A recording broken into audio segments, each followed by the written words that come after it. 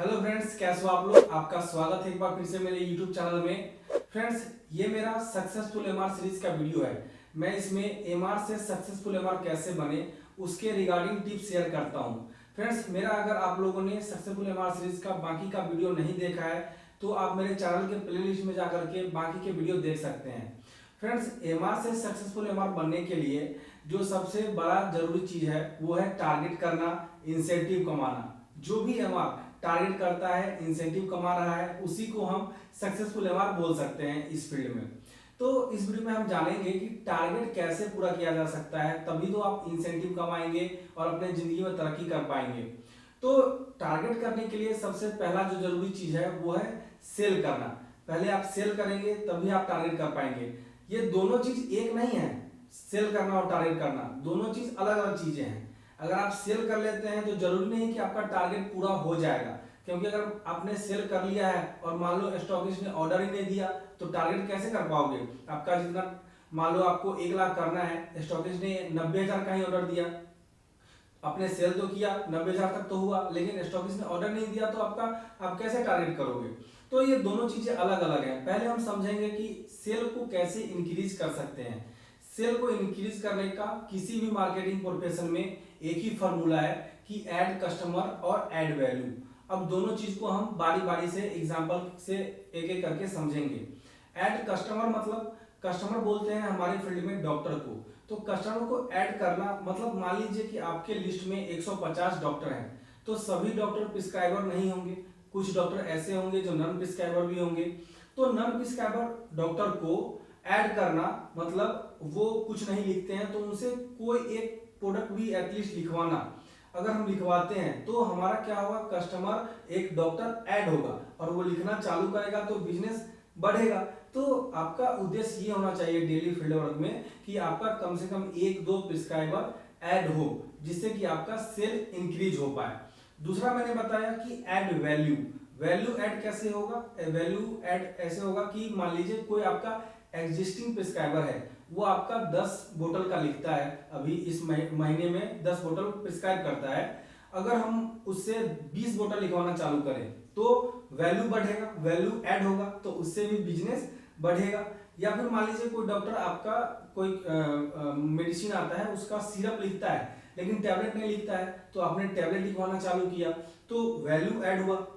तो आप इस प्रकार से बिजनेस को, सेल को बढ़ा सकते हैं। किसी भी मार्केटिंग प्रोफेशन में सेल बढ़ाने का यही फॉर्मूला है, ऐड कस्टमर और ऐड वैल्यू। अब बात हम करते हैं कि टारगेट पूरा करने का, टारगेट कैसे पूरा किया जा सके। जैसे मान लीजिए आपको टारगेट मिलता है 1 लाख का, और आप, कई बार होता होगा महीने में कि आपने अच्छा काम किया फिर भी टारगेट नहीं होता होगा, 90%, 99% होकर के रह जाता है। उसका जो मेन कारण है वो ये है कि आप जो बाकी के एमआर जो गलती करते हैं, शायद आप भी वो गलती कर रहे होंगे, इसलिए आपका टारगेट पूरा नहीं हो रहा है। तो क्या करते हैं एमआर गलती कि जो भी टारगेट मिलता है उसको सारा का सारा वो मंथ एंड क्लोजिंग 30 तारीख 31 तारीख को पूरा करना चाहते हैं। मान लीजिए उनका 1 लाख का टारगेट है तो वो 1 लाख का टारगेट जो है वो मंथ एंड क्लोजिंग आखिरी में जाकर के स्टॉकिस्ट से लेने जाते हैं। तो उतना का टारगेट, उतना का ऑर्डर नहीं मिल पाता है। स्टॉकिस्ट को भी लगता है कि अरे मैं 1 लाख का ऑर्डर एक बार में इतना दे रहा हूं, उसको भी तो उतना का ऑर्डर वो नहीं लगाएगा। लेकिन वहीं आप क्या कर सकते हैं कि अगर आपका 1 लाख का टारगेट है तो आप उसको 4 भाग में बांट दें। 25,000 प्रति वीकली ऑर्डर लगाने की कोशिश करें। आप प्लानिंग करें कि मुझे पहले महीने में 25,000 लगा, पहले वीक में 25,000 लगाना है, दूसरे में 25,000, तो आखिरी में मात्र 25,000 का ऑर्डर लगेगा। और सोचो, मात्र 25,000 का ऑर्डर अगर आप स्टॉकिस्ट से लेने जाते हो तो वो खुशी खुशी दे देगा आपको, और वो लगेगा कि अरे इसको उतना बड़ा अमाउंट भी नहीं लगेगा और आपका टारगेट भी हो जाएगा।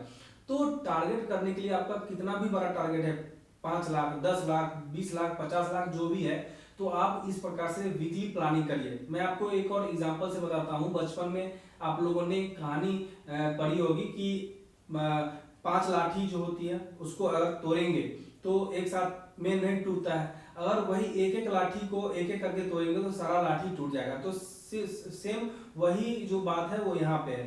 तो अगर आप इस प्रकार से अपने टारगेट की प्लानिंग करते हैं, वीकली प्लानिंग, मैं ये नहीं बोलता हूँ कि आपने अगर 25,000 वीकली प्लानिंग किया तो 25 का 25 हो जाएगा, लेकिन आप क्या करो कि ये अगर किसी भी मंथ में आपका क्लोजिंग तक 60% 70% हो जाएगा ना, तो आपका समझिए कि 100% चांसेस हैं कि आपका टारगेट हो जाएगा। जैसे 1 लाख का आपका टारगेट है, अगर आप महीने के आखिरी तक अगर 50-60 हज़ार 70 हज़ार तक पहुंच जाए तो बहुत अच्छा, 60 हज़ार तक भी और पहुंच जाते हैं, 50-60% तक, 50 हज़ार तक भी, तो आपका टारगेट होने के चांसेस बढ़ जाता है। लेकिन एकदम से आप चाहेंगे कि मैं 80 हज़ार 90 हज़ार 1 लाख का ऑर्डर महीने के आखिरी में ही लूँ, तो उस महीने आपका टारगेट होने के चांसेस बिल्कुल ही कम हो जाते हैं। उसी महीने आपको सफर करना पड़ता है। फिर बाद में स्टॉकिस्ट जो है वो आपको अनइथिकल चीजें, गलत चीजें, पैसे वैसे की डिमांड, एडजस्टमेंट वगैरह की डिमांड करने लगते हैं। तो आशा करता हूं कि ये इंफॉर्मेशन आपको पसंद आई होगी।